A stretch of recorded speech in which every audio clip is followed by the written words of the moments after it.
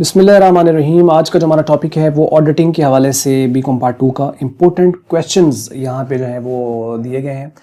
अब इसमें कुल कोई 20 सवाल जो इम्पोर्टेंट है वो आपको यहाँ पे हम दिखाएंगे और ये 20 क्वेश्चन वो होंगे जो कि रिपीटेड भी हैं पास्ट पेपर्स में, कई बार ही आए हैं। और दूसरी बात ये है कि अभी आने वाले जो एग्ज़ाम है उसके अंदर भी आने के इनके चांसेस बहुत ज़्यादा है। और ओवरऑल असल में ये सारा कुछ कवर भी कर लेते हैं, पूरी बुक ही असल में इसमें कवर हो जाती है। लेकिन उसमें ये देखा जाता है कि हर चैप्टर में से जो सबसे अहम जो सवाल किया जा सकता है, जो पूछा जा सकता है, वो क्या होगा इतना कुछ कवर करने के बाद। इनफैक्ट ये 20 क्वेश्चन आप करोगे तो इसके लिए बहुत कुछ, ये नहीं कि आपको खाली ये 20 पढ़ने पड़ते हैं। इनफैक्ट पढ़नी पूरी किताब ही पड़ती है, लेकिन उसमें बस थोड़ा ये टाइम बच जाता है कि इंसान को ये पता होता है कि अच्छा ठीक है, मैंने फोकस ज़्यादा इन पे करना है, लेकिन थ्योरी भी मैंने उसको कंसिडर करनी है, उसको मैंने याद नहीं करना, उसको मैंने समझना है, लेकिन इनको समझना भी है और याद भी करना है। एक होता है ना, एक होता है रट के समझना, एक होता है समझ के रटना। तो इसमें समझ के रट लिया जाए तो खैर है, कि जो हम रट के समझते हैं ना, ये प्रॉब्लम है। तो रट्टा बुरी चीज़ नहीं है, रट्टा लगाओ आप, रट्टे की ज़रूरत है, लेकिन समझ के रट लो बजाय के रट के समझो। बस थोड़ा ये आप कॉन्सेप्ट थोड़ा सा चेंज कर लेते हो ना, तो फिर आप सेफ हो और फिर फ़ायदा भी होगा। ठीक है, ये रूल ऐसे नहीं बता रहा हूँ, ये बड़ा बेसिक प्रिंसिपल है। रट के समझो या समझ के रटो, तो क्या करना है, समझ के रटना है या रट के समझना है? ये कमेंट्स में आप हमें शेयर कीजिएगा क्या करना है इसको। लो जी, अब इसमें देखें थोड़ा सा नोट जो लिखा हुआ है ये पढ़ लेते हैं। कहते हैं you have to attempt any 5 questions from 8 given question. 8 सवाल दिए गए होंगे, 5 अटेम्प्ट करने हैं। You know short questions and objective is being asked. नहीं पूछी जा रही आपसे, ना तो कोई शॉर्ट क्वेश्चन पूछे जा रहे हैं, ना आपसे ऑब्जेक्टिव पूछी जा रही है पेपर के अंदर। Do focus on the complete study of the set subject. आपने इस सब्जेक्ट की यानी ऑडिटिंग की पूरी की आपने तैयारी करनी है। And each question is of 20 marks. यानी फोकस इन्हीं पर मत करें, पूरी किताब को पढ़ें, लेकिन अब अगर आप इन 20 को अच्छी तरह कर लेते हैं तो ऑब्वियसली पूरी किताब तो आपको पढ़नी ही पड़ेगी, क्योंकि उसके बैक पे कुछ शॉर्ट डेफिनेशन कॉन्सेप्ट्स होते हैं जो पढ़ने पड़ते तब जाके बात समझ आती है। लें जी, अब इन सवालों को देख लेते हैं। पहला जो क्वेश्चन है ये काफ़ी बार आ चुका है। Define internal check, suggest a suitable system of the internal check over purchase of manufacturing company. यानी इंटरनल चेक क्या होता है और जो मैन्युफैक्चरिंग कंपनी है उसकी परचेज के ऊपर जो एक सूटेबल सिस्टम होगा इंटरनल चेक का, वो आपने बताना है कि किस तरीके से होगा। नंबर 2 क्वेश्चन है डिफाइन कॉन्टिन्यूस ऑडिट। ऑडिट की 3 आपको पता है, इसके अंदर जो है वो फाइनल ऑडिट होता है, इंटरिम ऑडिट होता है, कंटिन्यूस ऑडिट होता है। तो ये वो एक सवाल यहाँ पे पूछ रहा है कि define continuous audit, discuss it's merits and demerits. इसके मेरिट्स डीमेरिट्स आपने बताने हैं। तीसरा सवाल है डिफाइन वेरिफिकेशन। वेरिफिकेशन जो है उसको डिफाइन करें। How would you verify the following.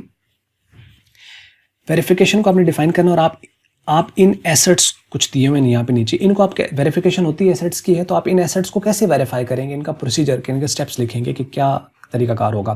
For example जैसे फर्नीचर एंड फिक्सचर, ट्रेडमार्क भी एक एसेट होता है लेकिन इंटेंजिबल एसेट होता है।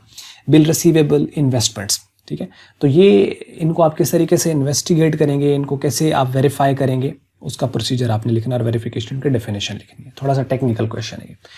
उसके बाद नंबर 4 क्वेश्चन है explain the legal provision relating to the appointment and the removal of auditor of Pakistan.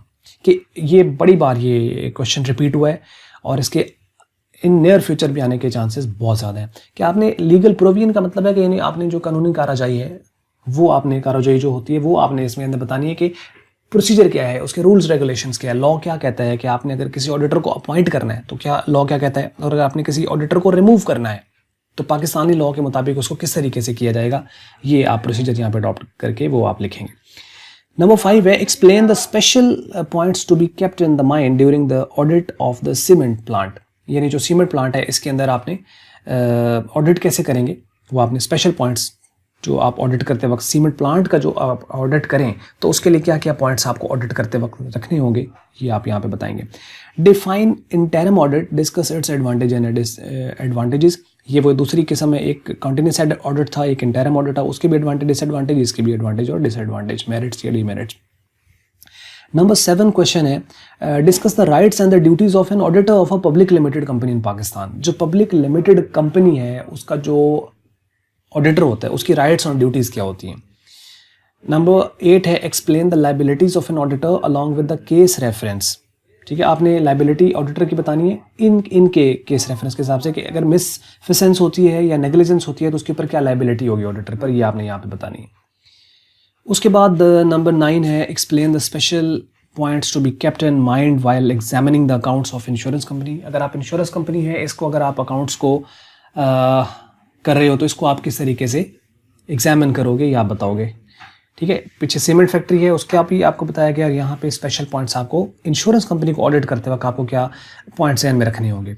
Explain the special point two be kept in the mind while examining the accounts of textile company. अगर textile company है तो उसके लिए आपको special points कौन से करने होंगे। डिफाइन ऑडिट वर्किंग पेपर्स, जो ऑडिट है उसके वर्किंग पेपर्स क्या होते हैं। Explain the advantages of this working paper और explain the special points to be kept in mind while examining the accounts of bank. Bank के अगर आप अकाउंट में कर रहे हैं तो उसके लिए क्या तरीक़ार होगा। 13, 14 एंड ऑनवर्ड आपके पास है। What is audit program, explain its advantages and disadvantages. Audit program के एडवांटेज और डिसएडवांटेज क्या है ये आप बताओगे।